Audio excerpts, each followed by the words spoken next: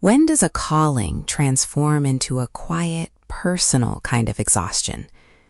Luis Martinez, a retired Chicago cop, offers an intimate look at the quiet, often unacknowledged journey of leaving a profession that once defined him. It's not about a single dramatic incident, but the slow, insidious accumulation of stress, cynicism, and moral weight that subtly reshapes a person. He grapples with how policing changes you from the inside out, and how structural issues like pensions can keep officers trapped long past their breaking point. It's an honest, deeply human reflection on the true cost of the badge and what it means to finally find your way home. Written by Luis Martinez in the Marshall Project, narrated for Arva. I had just arrested a stolen car suspect after a short chase through a North Side neighborhood. Old instincts, clean arrest. As I stood there catching a breath, I remembered the new dash cameras. I wondered what the footage might show, and I realized something I had not admitted to myself before. Policing had changed, and I was no longer sure I belonged in it. Later, I would come to think of that moment as the beginning of my end of watch. Cops use end of watch to mean retirement or death in the line of duty. But there is a phase we rarely talk about, the moment when the job lets go of you, or when you finally let go of it. It's when the accumulated weight of violence, cruelty, politics, and hopelessness quietly takes over your psyche. By the time you figure it out, it's often too late. I retired from the Chicago Police Department in 2014. It wasn't just one thing that led to my retirement. It was the frog in the boiling water effect. I was entering my 18th year, and I was tired of being tired, the kind of tired that doesn't go away after a day off or a good night's sleep. I was tired of the unpredictable and emotionally draining domestic disturbance calls, the departmental politics, the internal bureaucracy, and the chain of command pressures that felt disconnected from street reality. I was sick of knowing that every decision I made left someone unhappy. If I'm honest, I was never tired of catching the bad guy. I always enjoyed that. That's what it was all about, wasn't it? Maybe for a young rookie cop it was, but I was not that anymore. Luckily, I had a backup plan as an adjunct professor of criminal justice. All I needed to do was hang in there for 2 more years to get my pension and move on. That would be easier said than done, because I felt guilty. Leaving felt like failure, a betrayal of the oath I swore as a rookie.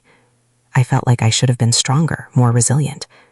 For months, I carried that shame quietly, until I realized that staying longer wouldn't make me better. It would just make me someone I didn't recognize. My final steps toward the end of watch happened at the dinner table. My wife at the time noticed how silent I had become. It wasn't the peaceful silence of a man home from a long day. It was the tactical silence of someone scanning for threats. When she spoke about her day, I found myself interviewing her instead of listening, mentally checking her story for inconsistencies or vulnerabilities. I still do that to people. I'm working on it. I was no longer a husband. I was a cross-examiner. Then came the irritability. Everyday life issues began to bother me. Being around too many people gave me mild claustrophobia. Small talk made me cringe. Traffic, noise, and interruptions began to feel personal. I felt I was losing control, and my job was all about control. I have spoken to retirees throughout the years, and they share the same sentiments.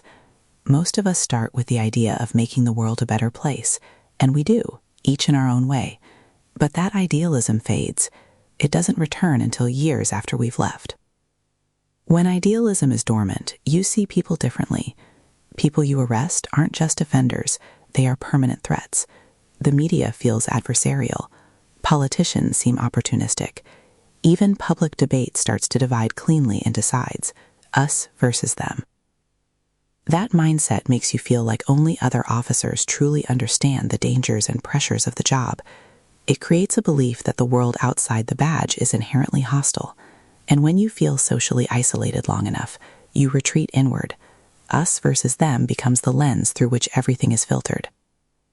When my then wife at the time confronted me at the dinner table, I finally admitted to myself that it was time to leave. All the pieces fell into place. My short attention span, irritability, lack of patience, quick temper, and cynicism weren't personality problems. They were a sign that I'd entered my end of watch. But the transformation from officer to civilian is not easy. You have to relinquish authority. You have to step out of the brotherhood and become a spectator. You have to reintegrate into a society that moves on without you, and in 5 years, only fellow retirees will remember your name. While your memory will let go of many things, some things will not let go of you. These memories stay quiet when you're on the job. Some officers bury them in work, alcohol, or extramarital affairs, but they never disappear because your conscience kicks in.